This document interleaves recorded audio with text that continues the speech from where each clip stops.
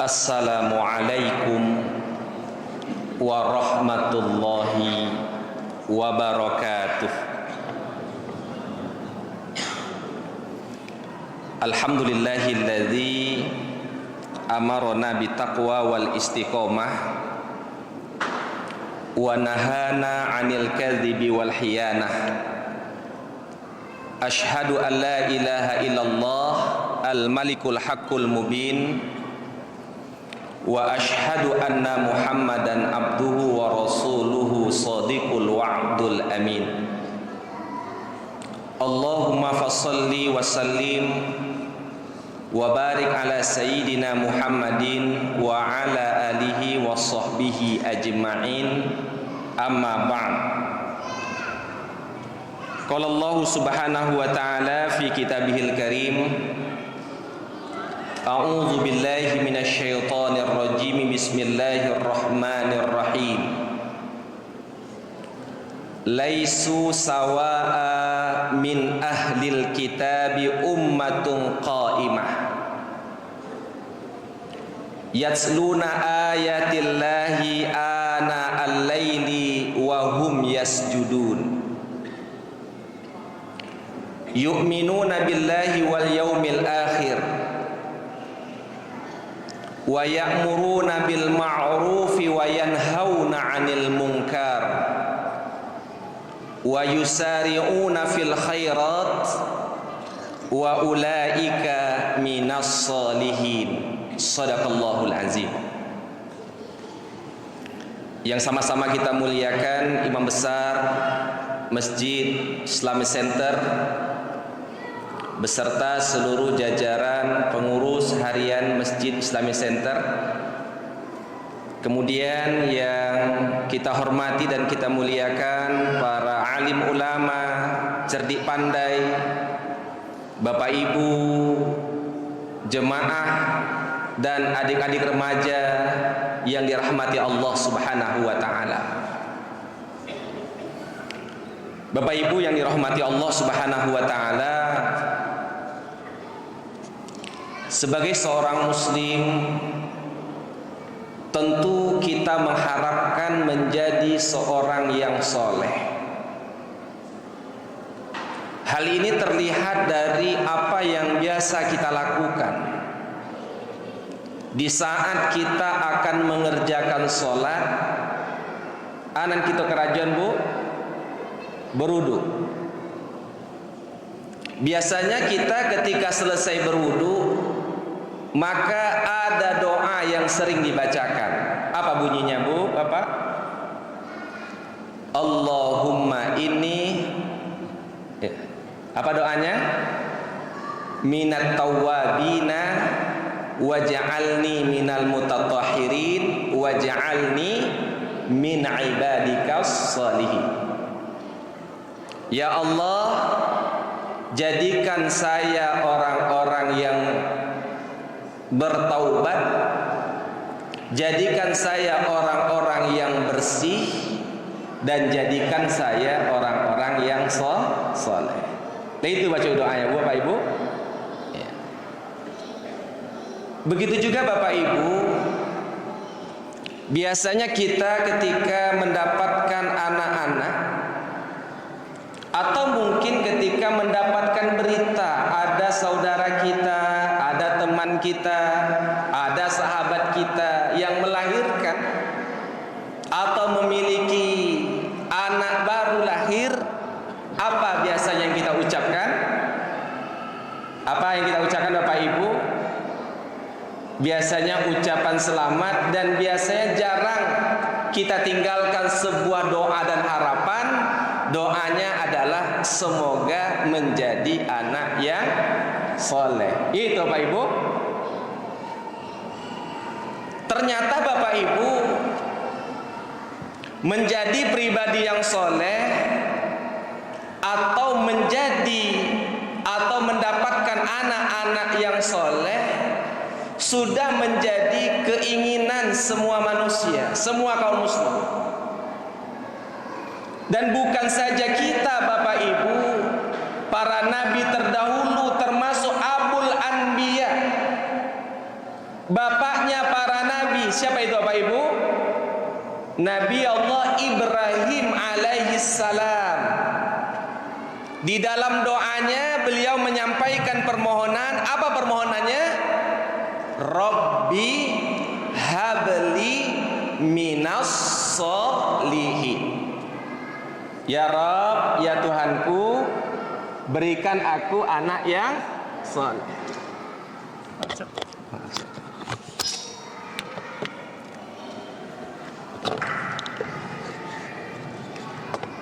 Selanjutnya pertanyaannya, kenapa setiap seorang muslim atau ketika kita memiliki generasi atau mendapatkan informasi ada saudara kita mendapatkan anak, kita selalu mengharapkan satu permohonan yang sama, yaitu mendapatkan anak yang soleh atau menjadi orang yang soleh. Kenapa Bapak Ibu? Kenapa itu yang menjadi harapan kita? Ada yang bisa menjawab ya Pak Ibu? Ya. Ada yang bisa menjawabnya? Kenapa itu? Kenapa kita mengatakan semoga menjadi hamba yang bertakwa atau menjadi anak yang bertakwa? Kenapa yang kita minta adalah menjadi anak yang saleh? Maka Bapak Ibu yang dirahmati Allah, pada kesempatan tarawih malam ini atau kuliah tarawih malam ini, penting kita coba ulas kembali. Kenapa kita perlu mempersiapkan generasi yang soleh? Kenapa kita harus menjadi pribadi-pribadi yang soleh? Dan apa sebenarnya yang dimaksud dengan hamba-hamba yang soleh tadi? Kalau Bapak Ibu terus berada di Islamic Center, ternyata dalam tarawih atau di tahun ini ada dua penceramah yang judulnya sama. Saya tidak tahu apakah kebetulan. Dan alhamdulillah saya sudah menyimak Ustaz Samsul Arifin waktu itu juga di tempat yang sama menyampaikan judul yang sama. Maka saya ingin melihat dari sisi yang lain. Saya tidak akan membahas apa yang telah dibahas oleh Ustaz Samsul Arifin. Saya hanya ingin membahas apa sebenarnya karakter hamba-hamba yang soleh tadi. Sudahkah kita memiliki karakter orang-orang yang soleh tadi? Namun Bapak Ibu, sebelum kita mengetahui apa karakter, apa ciri-ciri orang yang soleh tadi, maka yang perlu kita ketahui apa yang dimaksud dengan hamba yang soleh tadi. Bahkan kalau kita dilihat dalam Al-Quran, setidaknya kita akan menemukan 124 kali Allah ulang kata-kata ini. Misalnya Bapak kita baca dalam surat Anbiya ayat 105, apa kata Allah? Walaqad katabna fil zabur min ba'di dzikri. Sesungguhnya telah kami tetapkan di dalam kitab Zabur sebelum Al-Quran ini diturunkan. Di antara peringatan-peringatan Allah dalam kitab Zabur itu, apa kata Allah? Innal arda yarithuha ibadiyas salihin. Sesungguhnya bumi ini hanya akan Allah wariskan, hanya akan Allah berikan kepada hamba-hambanya yang soleh. Dan yang lebih tegas lagi, Allah telah menetapkan ada 4 orang yang nanti di akhirat akan dipertemukan oleh Allah. Di dalam surat An-Nisa ayat 69 Allah katakan, "Wa may yuti'illaha wa rasulah." Siapa yang mentaati Allah dan Rasulnya, faulaika, maka mereka itu orang-orang yang taat kepada Allah dan Rasulnya itu, ma'alladzina an'amta alaihim, akan Allah kumpulkan bersama orang-orang yang telah diberikan nikmat. Bapak Ibu, kita mungkin masih ingat apa yang sering kita baca di dalam sholat kita. Minimal sehari semalam kita membaca kalimat ini dalam bacaan Fatihah kita, yaitu siratal ladzina an'amta alaihim, yaitu jalan orang-orang yang Engkau berikan nikmat. Lalu pertanyaannya, siapa atau jalan mana yang mendapatkan nikmat tadi? Nikmat yang mana yang Allah katakan? Kalau kita lihatkan dalam ayat ini, maknanya orang-orang yang diberikan nikmat oleh Allah itu yang mereka akan dikumpulkan pada tempat yang sama, yaitu yang pertama minan nabiyyin, yaitu para nabi Allah. Lalu wasiddiqin, orang-orang yang akan mendapatkan nikmat, dan ini menjadi doa kita adalah orang-orang yang siddiq, orang-orang yang lurus, orang-orang yang jujur. Lalu yang ketiga wasyuhada, orang-orang yang mati syahid, orang-orang yang berjuang di jalan Allah. Lalu yang keempat wassalihin, dan orang-orang yang saleh. Jadi di dalam ayat ini Allah menjelaskan ada 4 golongan nanti di akhirat yang mereka akan berkumpul pada waktu yang sama, tempat yang sama.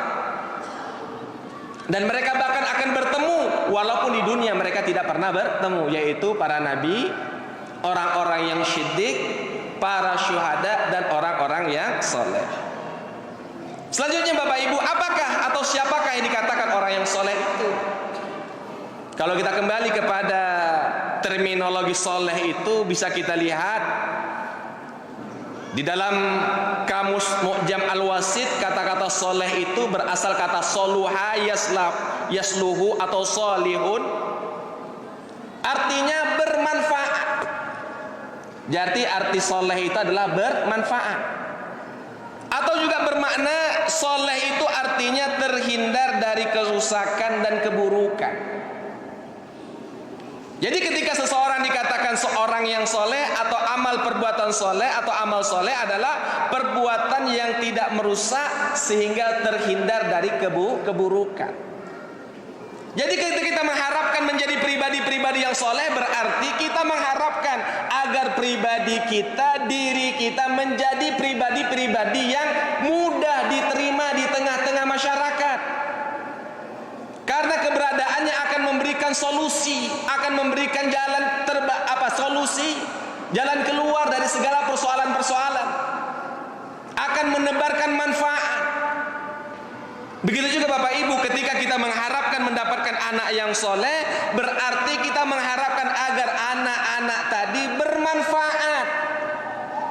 Pertama, bermanfaat untuk dirinya. Yang kedua, bermanfaat untuk keluarganya. Yang ketiga, tentu bermanfaat untuk masyarakat. Makanya anak yang soleh di dalam hadis dikatakan salah satu investasi yang sangat berharga. Iza matal insan in qata'a amaluhu illa min salas, kata Rasulullah.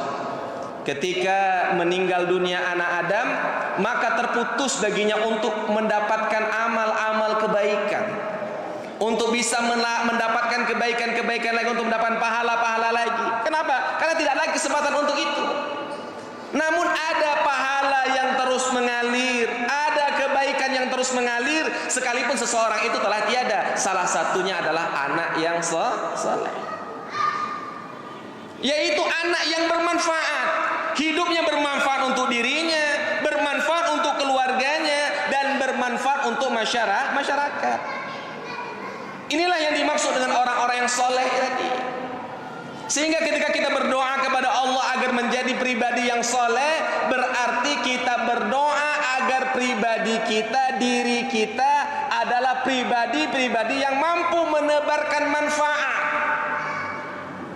Karena Rasulullah mengatakan sebuah hadis, khairun nas anfa'ahum lin nas.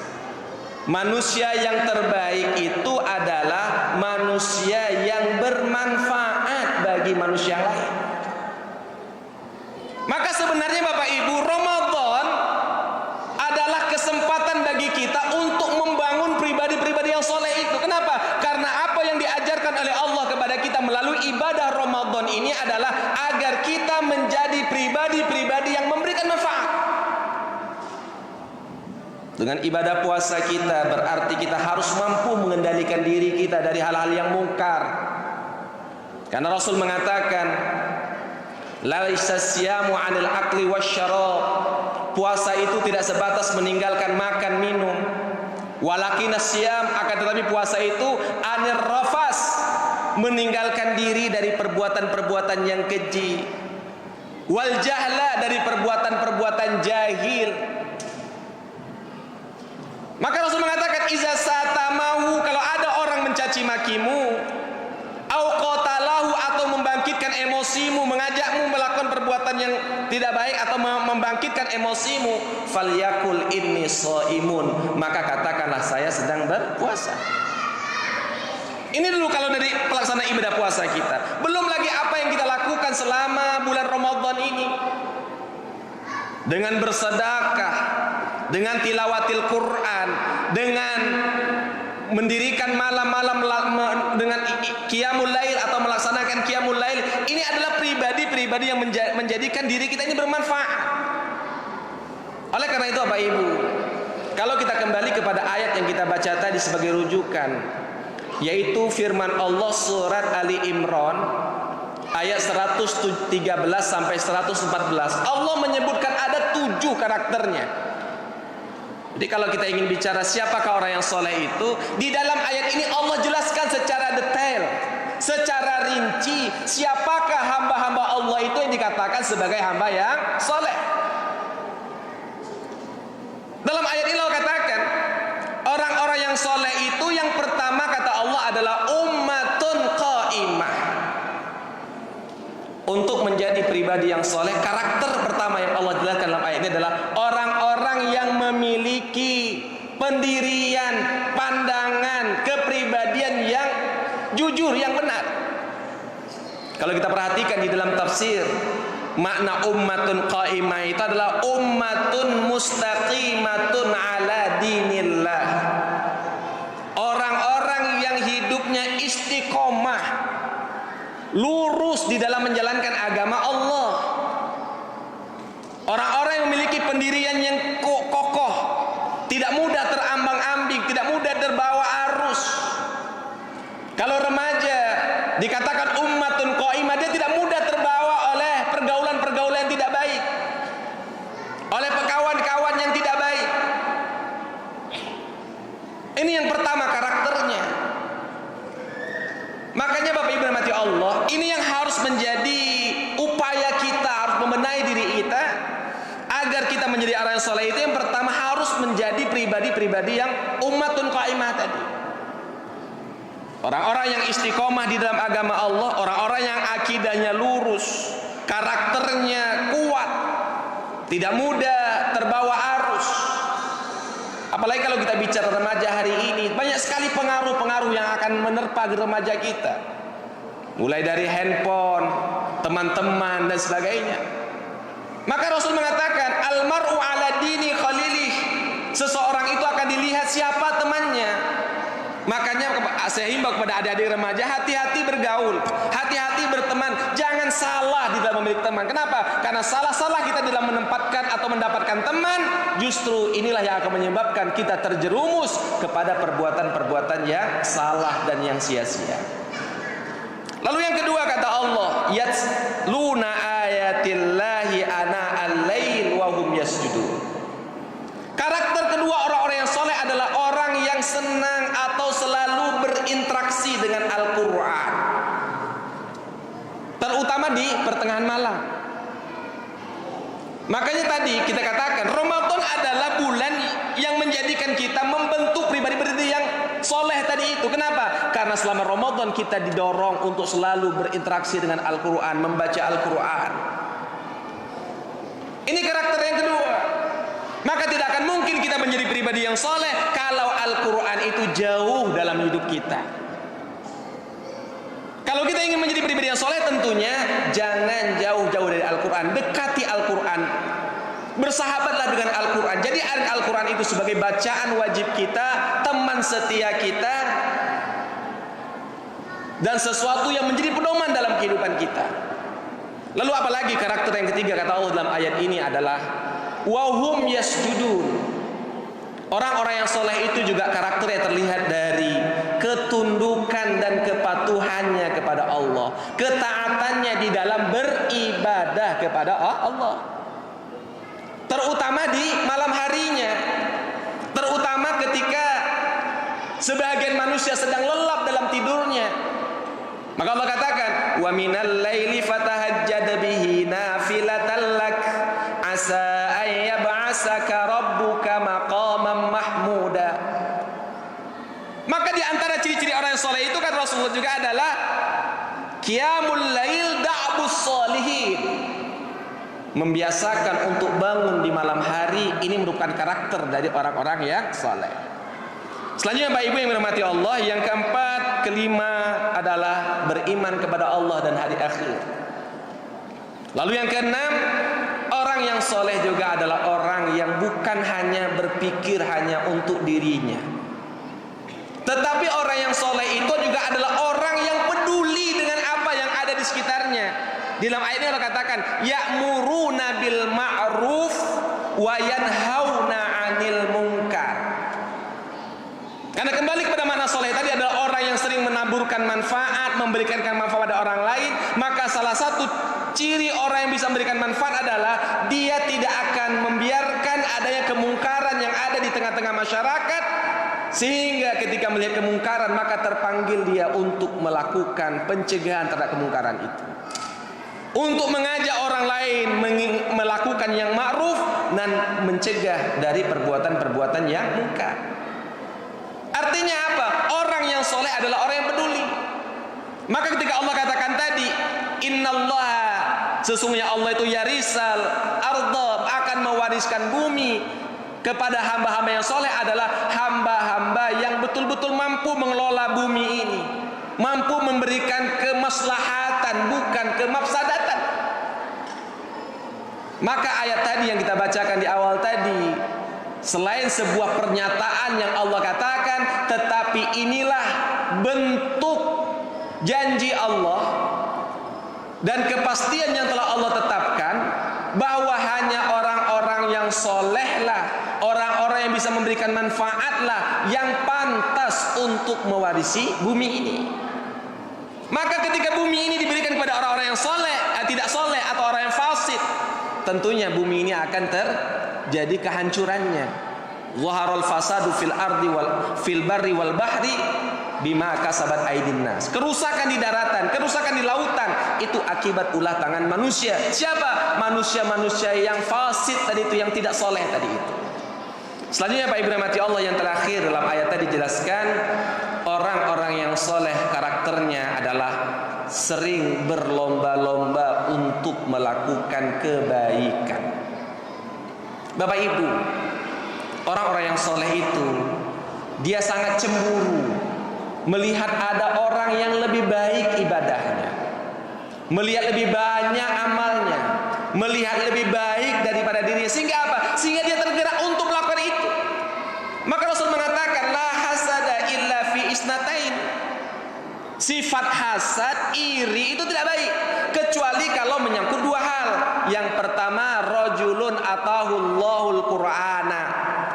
Kita iri melihat orang yang diberikan keistimewaan memahami Al-Quran, mengetahui Al-Quran, sedang berinteraksi dengan Al-Quran.